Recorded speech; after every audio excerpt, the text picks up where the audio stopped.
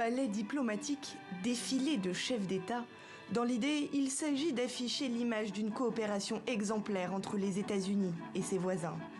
Arrivé à Los Angeles, au sommet des Amériques, le président américain a insisté sur la défense de la démocratie et une coopération pour plus de prospérité économique sur le continent.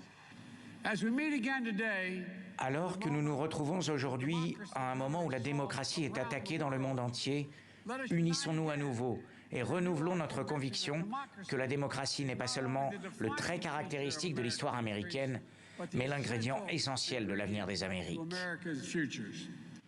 Mais les ambitions du président américain semblent déjà contrariées, en cause notamment l'absence de certains pays.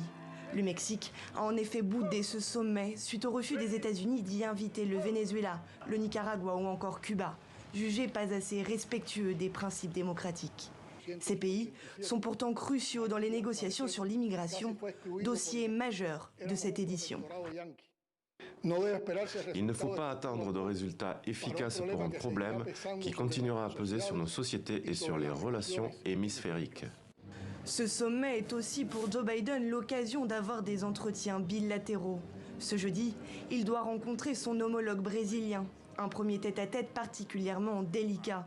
Devraient être abordées les prochaines élections au Brésil. Un enjeu important pour Jair Bolsonaro qui brigue un second mandat.